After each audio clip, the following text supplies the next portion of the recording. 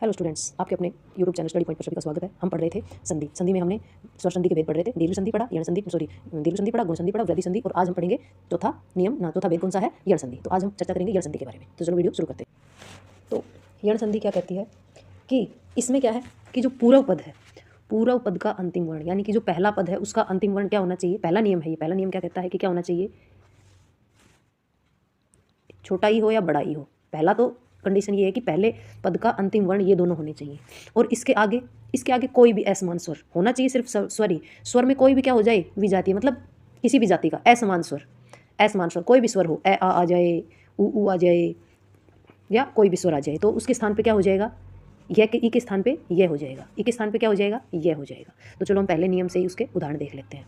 तो पहला नियम क्या था कि छोटी ई और बड़ी ई हो और आगे कोई असमान स्वर हो। तो चलो देखते हैं। ये है छोटी ई और ये असमान स्वर आ गया ए, तो इससे क्या बना दिया? ये बना दिया। अब देखते हैं यदि प्लस अपी, यदि प्लस अपी में द में क्या है? ई है। द में क्या है? ई है और ए है, तो ये मिलके क्या बनना चाहिए? ये मिलके ये बनना चाहिए। क्या बनना चाहिए?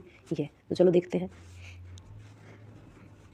इसमें ये है य द पी, ऐसे तो लिखा जाएगा। तो ये द ऐसे कैसे रह गया? यदि का द आधा, क्योंकि ई निकल गया इसमें से और ए, तो ई और ए के स्थान पे तो क्या हो गया? ये हो गया ना। ये देखो ऐसे समझो, एक सेकेंड, ये है, फिर ई है, फिर ए है, और फिर क्या है? पी। उसको तो लास्ट वाले को तो छोड़ दो। तो इस ए, ई और ए के स्थान पे ये हो जाएगा। इस ए और ई के स्थान पे क्या हो जाएगा? ए।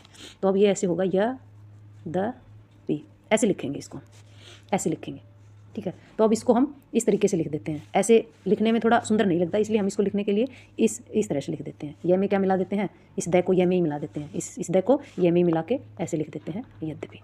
ये हो गया। तो आई होप ये आपको समझ में आ गया होगा कि ए प्लस ई मिलके यह बनाता है। फिर बड़ी ई और आ, ये फिर ए और ई बोला था ना, छोटी ई और बड़ी ई दोनों होनी चाहिए। तो इसमें फिर इसके साथ कोई असमान स्वर आ गया, आ हो गया, तो इति प्लस आदि, तो इसमें फिर वही क्या है? ई है और इधर आ है, तो ये दोनों मिलके फिर क्या बना देंगे? यह बना देंगे। तो क्या बन गया? इत्यादि। ये क्या बन गया? इत्यादि।